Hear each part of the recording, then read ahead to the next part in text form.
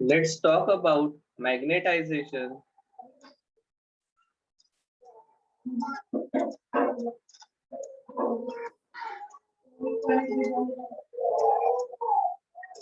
and magnetic intensity.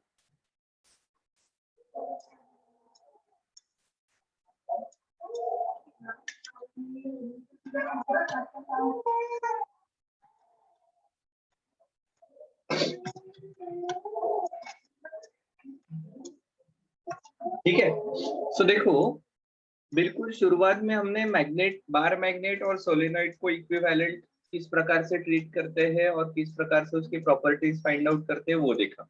दूसरे part में अर्थ की मैग्नेटिक फील्ड देखी। अब तीसरा है magnetization and magnetic intensity. So देखो, हम हमारे आजू बाजू में bar magnet, horseshoe magnet, disc magnet, इस प्रकार के डिफरेंट मैग्नेट दिखते हैं।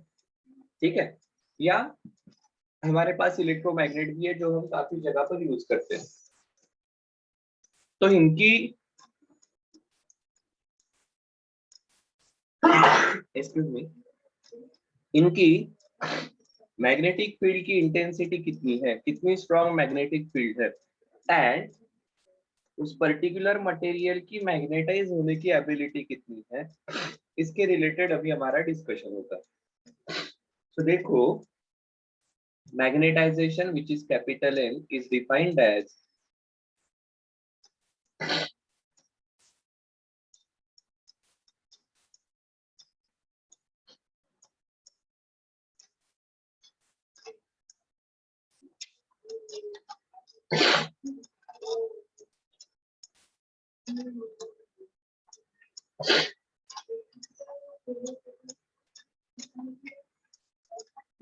net magnetic moment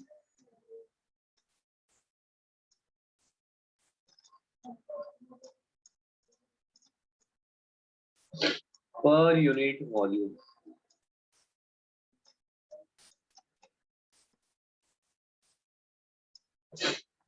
So capital M, which is a vector quantity, is net magnetic moment छोटा m upon V.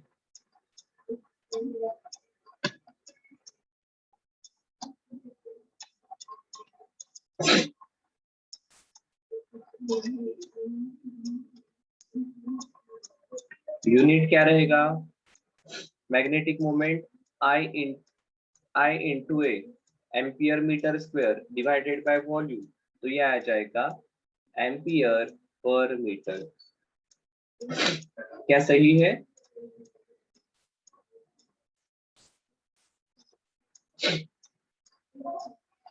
तो मैग्नेटाइजेशन मतलब पर यूनिट एरिया में कितनी मैग्नेटिक मोमेंट है या कितनी मैग्नेटिक मोमेंट प्रोड्यूस हो रही है, इसको समझना है तो हम कंसीडर करते हैं। देखो,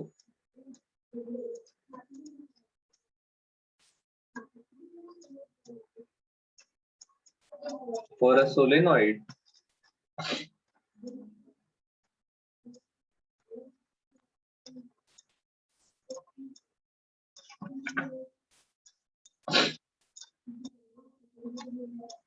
with छोटा n number of turns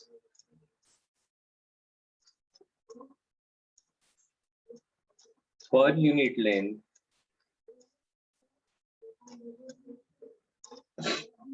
and carrying current I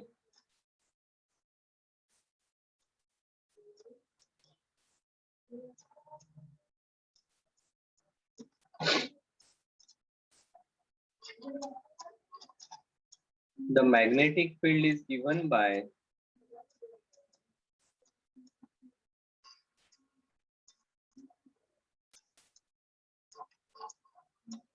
B equal to mu naught Ni। क्या सही है? हाँ सर, बिल्कुल सही है। ठीक है, अब देखो, if inside the solenoid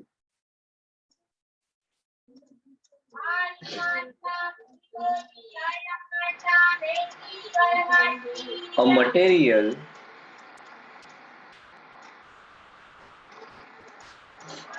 with non-zero magnetization is placed or filled.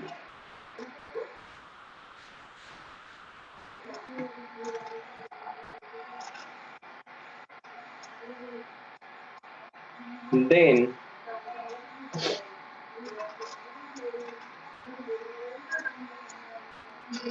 interior, then field, magnetic field in the interior of solenoid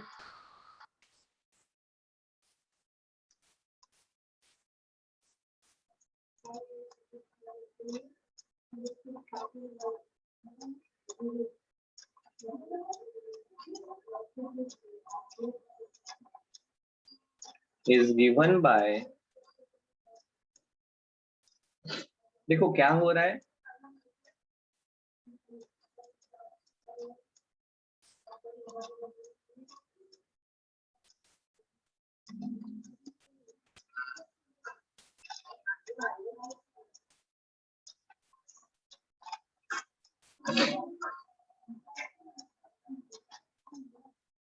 देखो इस प्रकार से सोलेनॉइड रहेगा तो ये अपने इसकी मैग्नेटिक फील्ड रहेगी जो हमने ऑलरेडी लिखी है। अब इसके अंदर कोई तो ऐसा मटेरियल है जिसका magnetisation, net magnetic moment per unit volume, ये जीरो नहीं है, तो ऑब्वियसली ये मटेरियल भी मैग्नेटाइज हो जाएगा, इसका भी खुद का कुछ ना कुछ मैग्नेटाइजेशन रहेगा। और ऐसे केस में टोटल मैग्नेटाइजेशन दिया जाए, टोटल मैग्नेटिक फील्ड दी जाएगी P will be because of solenoid plus because of material। क्या सही है क्या? अब देखो the additional magnetic field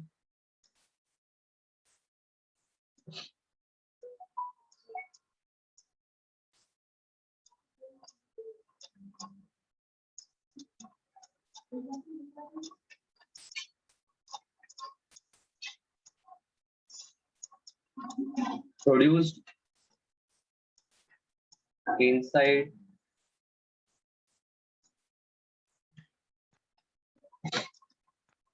material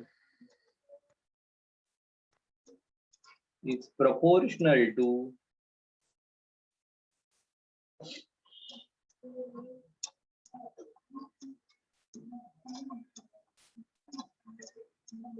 magnetization M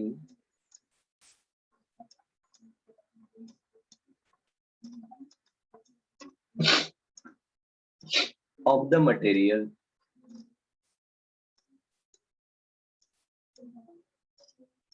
और ये दिया जाएगा Vm equal to mu naught, और उसका मैग्नेटाइजेशन कितना हुआ है।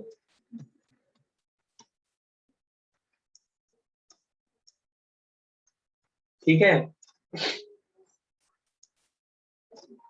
क्या सही है क्या? देखो क्या कह रहे हैं, एक बार ठीक से देखो।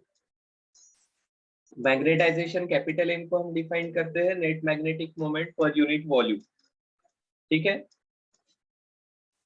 फिर हमने कहा कोई एक सोलेनॉइड है जिसके n नंबर ऑफ टर्न्स है और जिसमें से करंट I जा रहा है, तो उसकी मैग्नेटिक फील्ड रहेगी B equal to mu naught NI। देखो इसका यूनिट एम्पियर पर मीटर ही आने वाला है। Number of turns per unit length, this is number upon length into current, so ampere per metre, और हमारे मैग्नेटाइजेशन का यूनिट भी वही है। ठीक है, सो अब हमने आगे कहा कि सोलेनॉइड के अंदर अगर कोई नॉन जीरो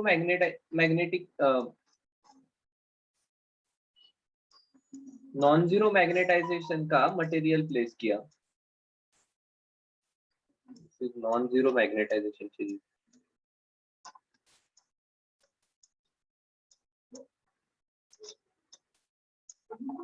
इसका मतलब क्या, ये जो वॉल्यूम है यहाँ पर कुछ ना कुछ मैग्नेटिक फील्ड प्रोड्यूस हो रही है, this material is having some kind of magnetisation. Is placed और फील्ड, लिक्विड हो सकता है तो फील्ड होगा, आयन कोर जैसी चीज रहेगी तो अपन जैसे प्लेस करेंगे। Then magnetic field on the interior of solenoid, एक ये सोलेनोइड के कारण रहेगी बी नॉट, प्लस ये मटेरियल की रहेगी। बट ये मटेरियल कितना मैग्नेटाइज होगा, ये डिपेंड करता है ये बाहर की, ये सोलेनोइड की फील्ड कितनी स्ट्रांग होगी। ठीक है, ये उसकी फील्ड कितनी स्ट्रांग होगी और साथ ही साथ उसका मैग्नेटाइजेशन कितना है। इसलिए ये मैग्नेटिक फील्ड का रिलेशन दिया mu naught into capital M. अब यहाँ पर हम एक और प्रॉपर्टी डिफाइन करते हैं, we define magnetic intensity as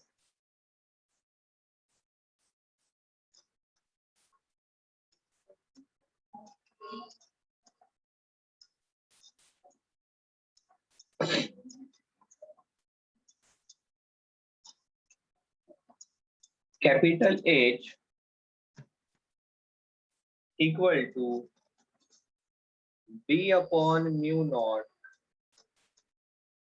minus M. ठीक है, B upon mu naught minus M, इसको हम कहते हैं मैग्नेटिक इंटेंसिटी। यहाँ पर B क्या है, तो ये वाला B है, टोटल मैग्नेटिक फील्ड। ठीक है, तो देखो ये रिलेशन बन जाएगा यहाँ से B इक्वल टू, ये माइनस एम उधर चला गया, H प्लस एम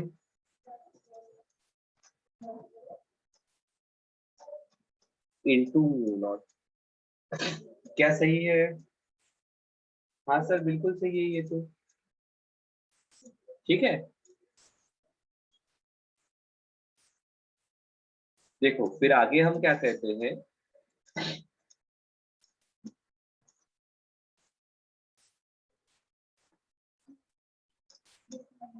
दस, मैं वो रिलेशन फिर से लिखता हूँ, मतलब ये आगे का पार्ट समझने में आसानी जाएगी। B equal to mu naught H plus M.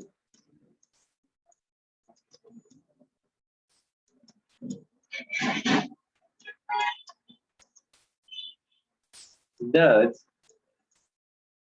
we can say that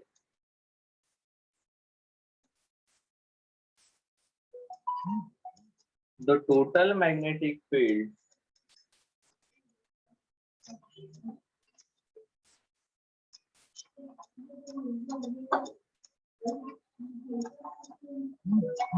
inside the solenoid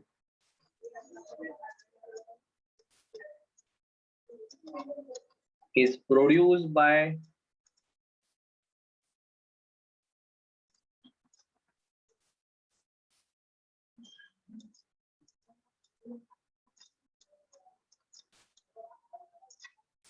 two parts, या is made of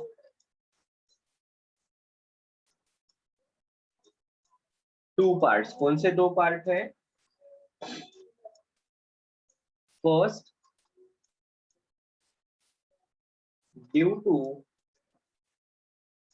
external factors such as current in solenoid,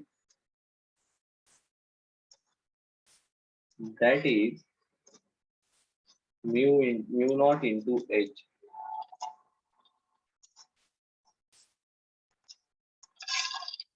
and second, due to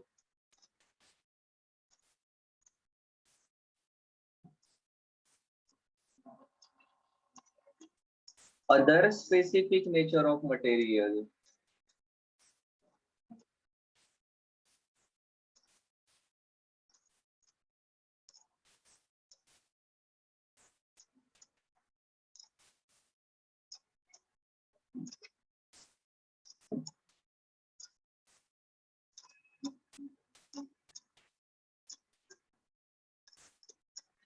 which is resulted into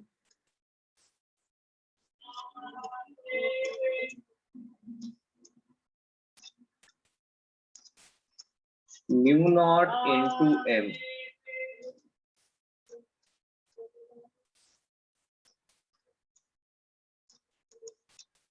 specific magnetic nature of material कहेंगे हम, या specific nature of magnetic material.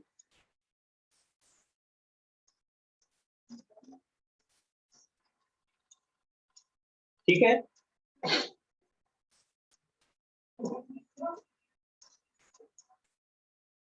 so देखो जो total magnetic field है B, ये actually दो part से बनी है। Part one which is mu naught into H, so H मतलब यहाँ पर एन इंटू आई हो जाएगा, ठीक है, प्लस दूसरा पार्ट है म्यू नॉट इंटू एम, सो ये है मैग्नेटाइजेशन के कारण जो हो रहा है वो। अब कितना मैग्नेटाइजेशन प्रोड्यूस होगा पर यूनिट वॉल्यूम, ये डिपेंड करता है नेचर ऑफ मैग्नेटिक मटेरियल। ठीक है, ये कितना मैग्नेटाइज होता है, उसकी मैग्नेटाइजेशन डेवलप करने की, मैग्नेटाइज होने की एबिलिटी, तो ये मटेरियल के प्रॉपर्टी पर डिपेंड करेगा। म्यू एच जो है ये एक्सटर्नल फैक्टर जैसे करंट के ऊपर डिपेंड करेगा। ठीक है, बट अब देखो ये मटेरियल को मैग्नेटाइज करना, अपने आप मैग्नेटाइज होगा का मटेरियल, जैसे इसके पहले वाली डायग्राम थी, ये बाहर करंट नहीं है, या मैं इधर फिर से डायग्राम ड्रॉ करूं, ये कोई एक non magnetic non conducting material है, इसके अंदर आपने सॉफ्ट आयन कोर रख दिया और इसके ऊपर सिर्फ एक वायर है।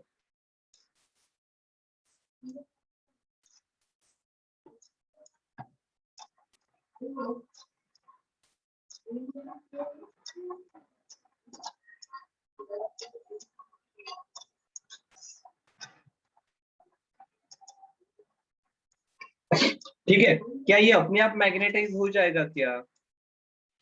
नहीं सर, ये मैग्नेटाइजेशन इसका ये तभी मैग्नेटाइज होगा जब यहाँ से करंट फ्लो होगा। उसे मैग्नेटाइज करने के लिए आजू बाजू में मैग्नेटिक फील्ड चाहिए ना।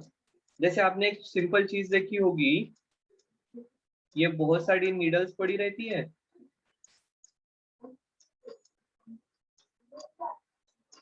मैंने यहाँ से एक नीडल उठाई, तो क्या नीचे से नीडल्स उसको चिपक कर आएगी क्या? नहीं आएगी, पर मेरे पास कोई एक बार मैग्नेट है,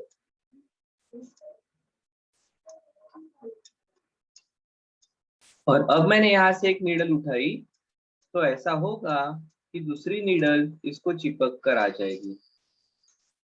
एक सर्टेन हाइट तक ये नीडल्स आती है, उसके बाद वजन अगर बढ़ता है तो ये गिर जाएगी। क्या होता है ऐसा? Yes sir. सो क्या ये नीडल मेरी मैग्नेट है क्या? नहीं है, पर इस नीडल को ये नीचे वाली मैग्नेट नीडल क्यों चिपक रही है? So needle being made up of steel iron, इसकी मैग्नेटाइजेशन की पॉसिबिलिटी होती है, और जब ये एक्सटर्नल मैग्नेट उसके पास में आया, ये एक्सटर्नल मैग्नेट के फील्ड के कारण इसके अंदर net magnetic moment per unit volume कुछ ना कुछ m डेवलप हुई, इसका मैग्नेटाइजेशन हुआ। अब कितना मैग्नेटाइज होना ये डिपेंड करता है ये बार मैग्नेट किस प्रकार का है। Stronger the magnet, stronger will be the magnetisation. So basically यहाँ पर हम एक चीज, एक टर्म इंट्रोड्यूस करते हैं कि दिस मैग्नेटिक मटेरियल, ये एक्सटर्नल फील्ड को कितना ससेप्टिबल है। more the susceptible, more will be the strength of magnetization, lesser will be the uh, lesser will be the susceptibility, lesser will be the magnetic field या magnetization produced। ठीक है, तो यहाँ पर हम टर्मिनोलॉजी इंट्रोड्यूस करते हैं susceptibility.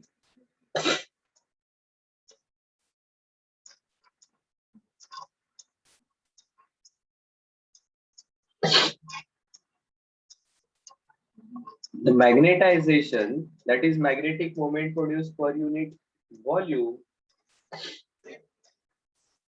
can be influenced by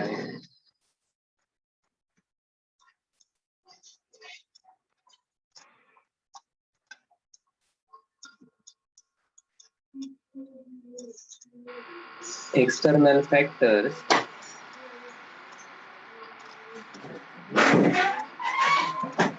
and can be expressed as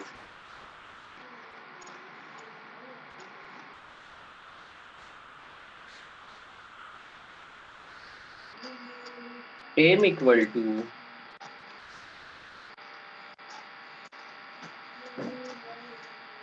susceptibility into H.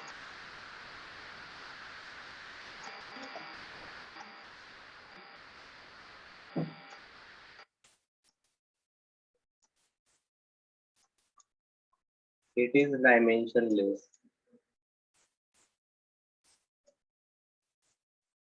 ठीक है?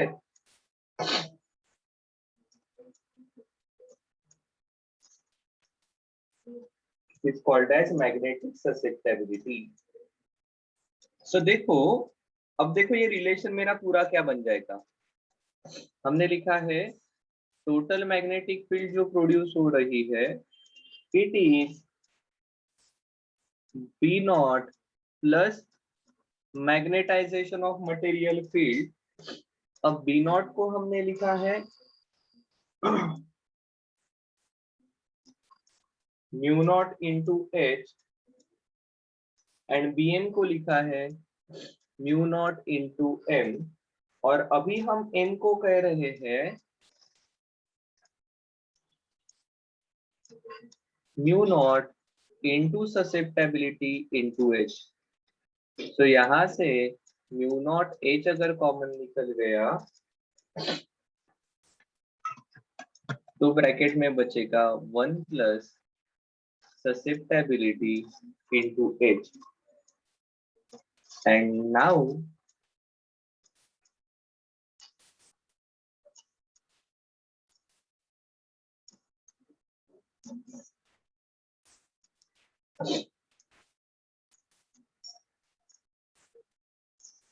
म्यू आर क्या है?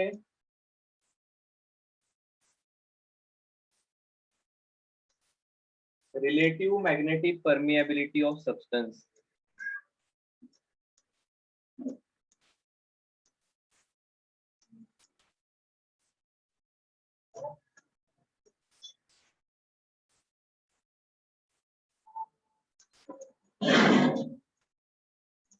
और हमारा रिलेशन हो जाएगा B equal to mu into mu R is mu into H, where mu is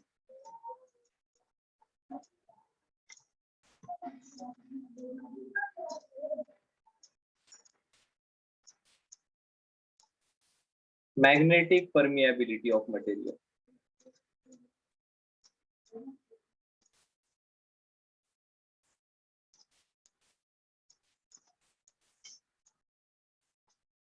और यहाँ पर म्यू नॉट क्या है? तो म्यू नॉट होता है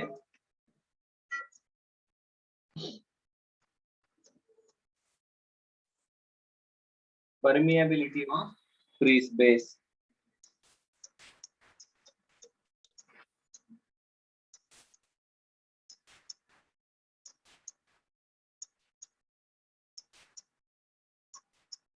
ठीक है, तो B हो जाएगा mu into H, where permeability of medium is equal to mu naught into relative permeability of medium, which is mu naught into 1 plus susceptibility. क्या सही है क्या? Yes sir. तो देखो ये बेसिकली आपको बता रहे हैं, यहाँ से हमने शुरुआत की, हमने कहा मैग्नेटाइजेशन एंड मैग्नेटिक इंटेंसिटी को डिस्कस करते हैं. मैग्नेटाइजेशन क्या है? तो देखो किसी भी मैग्नेट को हम उसकी मैग्नेटिक मोमेंट कितनी है इसके थ्रू हम उसको कैरेक्टराइज करते हैं. सो मैग्नेटाइजेशन ये वो क्वांटिटी है कि what is net magnetic moment per unit volume. Stronger the magnetization, come volume में ज्यादा मैग्नेटिक मोमेंट मिलेगी. ठीक है, फिर हमने कहा फॉर अ सोलेनॉइड ये B की वैल्यू होती है म्यू नॉट एन है. This is magnetic field, this is magnetic moment. ठीक है, दिस इज I इंटू ए होती है. और कैपिटल M है मैग्नेटाइजेशन, सभी V वॉल्यूम है। फिर हमने कहा कि ये तो ठीक है, पर अगर हमें स्ट्रॉन्गर मैग्नेटिक फील्ड चाहिए होगी तो हम क्या करेंगे? तो हम इस प्रकार से सोलेनोइड जिसकी magnetic field B naught which is mu naught in I रहती है, यहाँ पर हम एक ऐसा मटेरियल रखेंगे जिसका जो खुद मैग्नेटाइज हो सकता है, उसका कुछ ना कुछ ऑब्वियसली वो मैग्नेटाइज रहेगा, तो it will be equivalent to a bar magnet. उसकी मैग्नेटिक मोमेंट रहेगी, this magnetic moment per unit volume will be उसका मैग्नेटाइजेशन। सो ओवरऑल क्या होगा, ये जो वॉल्यूम है, इस वॉल्यूम में या इस शेप के कारण, इस मैग्नेटिक अरेंजमेंट के कारण आपको स्ट्रॉन्गर मैग्नेटिक फील्ड मिलेगी। ये सोलेनॉइड की है प्लस ये बीच अंदर वाले मटेरियल की है। बट ये जो Bm है ये कितना रहेगा? सो इसका कितना मैग्नेटाइजेशन हुआ है? Mu naught into M. ठीक है, अगर इसको आपको और लिखना है तो आप देखो ये ऐसा समझ सकते हो, this is mu not net magnetic moment per unit volume. ठीक है, ये आ जाएगा mu not I into A upon volume. ठीक है, दिस इज फॉर सिंगलटन। अब ए ने ए को कट कर दिया, अगर ज्यादा टर्म है तो एन आ जाएगा साथ में। सो ये आ जाएगा mu not I by L. अगर ज्यादा नंबर ऑफ टर्न्स है तो ये कैपिटल एन साथ में आ जाएगा। ठीक है, और कैपिटल एन साथ में आ जाएगा तो n upon l is mu naught n I. So ये भी एक हमारे बार मैग्नेट की जैसी सॉरी सोलिनॉइड की जैसे मैग्नेटिक फील्ड होती है वैसा ही रिलेशन बन रहा है। ठीक है, सो ये हो गया म्यू नॉट इंटू इसका कितना मैग्नेटाइजेशन हुआ है। अब हम मैग्नेटिक इंटेंसिटी को डिफाइन करते हैं। मैग्नेटिक इंटेंसिटी क्या होती है? Total magnetic field upon mu naught minus magnetization. So यहाँ से B की वैल्यू मिल जाएगी mu naught into H plus M. तो फिर हमने क्या कहा, ये टोटल मैग्नेटिक फील्ड है ना, इसके दो कंपोनेंट है actually, mu mu naught into H plus mu naught into M. ठीक है, so mu naught H obviously ये ऐसा हुआ है ना,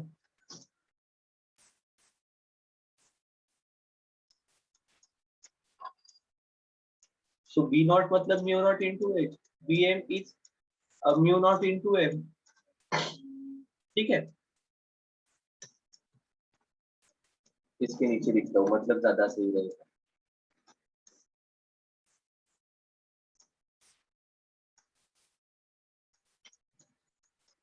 ठीक है, सो अब देखो हमने कहा कि ये बी नॉट वाला पार्ट है, ये एक्सटर्नल फैक्टर के कारण है, B naught mu naught in I. ठीक है, नंबर ऑफ टर्न्स, करंट, ये सब एक्सटर्नल फैक्टर है। Bm ये उस मटेरियल के नेचर के कारण है कि उसका मैग्नेटाइजेशन कितना हो सकता है। ठीक है, और फिर हमने कहा this M can be influenced by external factors. Obviously उसका मैग्नेटाइजेशन कितना होगा ये जिस प्रकार से उस मटेरियल पर डिपेंड है, वैसा ही एक्सटर्नल मैग्नेटिक फील्ड जो इसको मैग्नेटाइज कर रही है उसके ऊपर भी डिपेंड रहेगी। इसलिए हमने कहा कि इस M को हम ससेप्टेबिलिटी इनटू H लिखते हैं कि ये जो एक्सटर्नल मैग्नेटिक फील्ड वाला पार्ट है H मैग्नेटिक इंटेंसिटी, और उस इंटेंसिटी के कारण ये जो हमारा मटेरियल है ये कितना ससेप्टिबल है। Higher the susceptibility more will be the magnetisation, lower the susceptibility lower will be the magnetisation. और इसके कारण ये हमारा पूरा रिलेशन बन जाएगा अभी B equal to B naught plus Bm which is mu naught H plus mu naught M। अब M को हमने लिखा है susceptibility into H और ये हो गया B into 1 plus susceptibility into H, और 1 plus H को हमने लिखा है relative permeability of magnetic permeability of substance। mu naught into mu r को आप mu लिख सकते हो, ये हो जाएगा B equal to mu into H, उस मीडियम की मैग्नेटाइज होने या वहां पर ओवरऑल मैग्नेटाइजेशन कितना प्रोड्यूस हो रहा है। ठीक है, so net magnetic field, these are again vector quantities।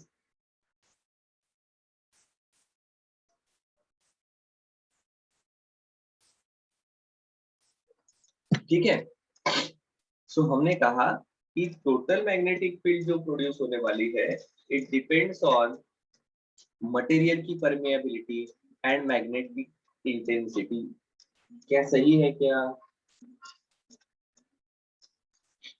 यहाँ से हमें एक चीज ध्यान में आ जाएगी, सर देखो इसको मैं ऐसा देखूं क्या, mu naught into H plus mu naught into susceptibility into H. बिल्कुल सर, ऐसा देख सकते हैं। अब म्यू नॉट एच जो है, ये तो वैसे भी मैग्नेटिक फील्ड थी। ये बीच वाला मटेरियल जो है, जो खुद मैग्नेटाइज हो सकता है, उसके कारण हमारे मैग्नेट की स्ट्रेंथ बढ़ रही है। क्या सही है? And that's why additional magnetic field produce हो रही है। अब ये ससेप्टेबिलिटी डिपेंड करती है उस मैग्नेटिक मटेरियल के नेचर पर, और डिपेंडिंग ऑन दैट हम हमारे मैग्नेटिक मटेरियल को क्लासिफाई करते हैं। कैसे क्लासिफाई करते हैं हम मैग्नेटिक मटेरियल को?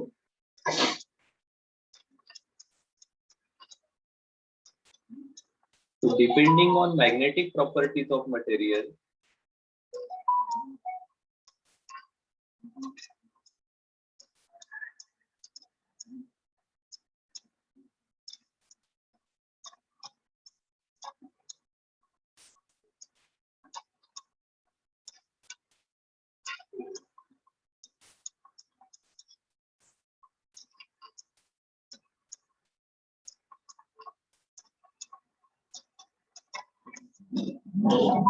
मेनली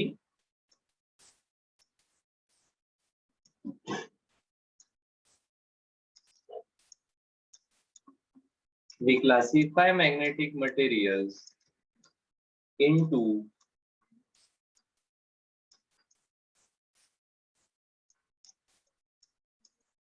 diamagnetic material,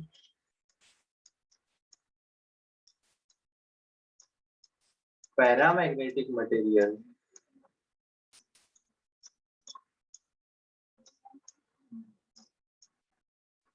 और तीसरा फेरोमैग्नेटिक मटेरियल। ठीक है, अब देखो सर ये पर मैग्नेटाइजेशन होता क्यों है? तो जब हमने लास्ट चैप्टर पढ़ा था, तब हमें एक चीज ध्यान में आई थी कि सर करंट लूप ये मैग्नेटिक डायपोल जैसा काम करता है, बट जैसा करंट लूप है बिल्कुल वैसे ही एटम के अंदर ऑर्बिट करने वाला इलेक्ट्रॉन भी है। तो हर इलेक्ट्रॉन, रिवॉल्विंग इलेक्ट्रॉन भी कुछ ना कुछ मैग्नेटिक मोमेंट जनरेट करता है, जिसको हमने इंट्रिंसिक मैग्नेटिक मोमेंट, सॉरी उसको ऑर्बिटल मैग्नेटिक मोमेंट कही थी। अगर इस प्रकार से हर एटम की कुछ ना कुछ मैग्नेटिक मोमेंट हो सकती है, याद है ना, न्यूक्लियस के अराउंड रिवॉल्व होने वाला इलेक्ट्रॉन ई, तो यहाँ पर हमने कहा था यहाँ पर करंट कितना होगा, चार्ज कितना मूव हुआ अपॉन टाइम पीरियड, और टाइम पीरियड को आपने लिखा था 2πr अपॉन v। ठीक है, और इस प्रकार से रिवॉल्विंग इलेक्ट्रॉन भी कुछ ना कुछ मैग्नेटिक मोमेंट प्रोड्यूस करता है, इसको हमने ऑर्बिटल मैग्नेटिक मोमेंट कहा है। तो इस प्रकार से मटेरियल की मैग्नेटिक मोमेंट हो सकती है। So depending on that and overall behaviour of that material, हम मटेरियल्स को डाई पैरा फेरो इस प्रकार से क्लासिफाई करते हैं। डाई की ससेप्टेबिलिटी रहती है,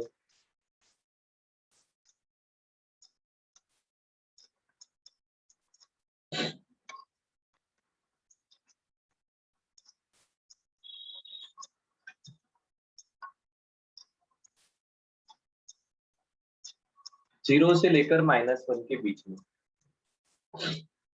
ठीक है, अगर ससेप्टेबिलिटी -1 से 0 के बीच में है तो देखो ससेप्टेबिलिटी -1 से 0 के बीच में है तो इसकी रिलेटिव परमिएबिलिटी क्या रहेगी?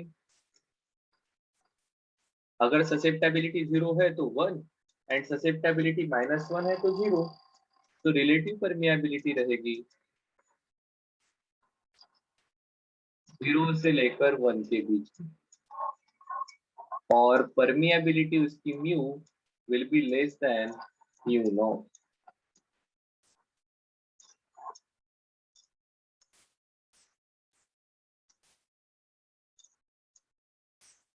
एक ही रिलेशन है, कुछ अलग अलग नहीं है ये। तो क्या लिखा हमने? Relative permeability is less than equal to 0 is less than 1 and mu की value will be less than mu naught. इसका मतलब क्या है ये हम जरूर देखने वाले हैं, पहले सिर्फ इतना ही टेबल कंप्लीट कर लेते हैं। पैरा कैसे है? तो पैरामैग्नेटिक मटेरियल रहेंगे बहुत छोटी, इसकी susceptibility is very small, small के लिए हमने एप्सिलॉन दिया है। सो रिलेटिव परमिएबिलिटी कैसे रहेगी? अगर ससेप्टेबिलिटी की वैल्यू 0 है तो रिलेटिव परमिएबिलिटी का रिलेशन है 1 प्लस ससेप्टेबिलिटी। ठीक है, ससेप्टेबिलिटी की वैल्यू 0 तो म्यू आर की वैल्यू रहेगी 1 से लेकर 1 प्लस ससेप्टेबिलिटी मतलब 1 प्लस इप्सिलॉन। और अगर ऐसा है तो इसकी परमिएबिलिटी रहेगी ग्रेटर देन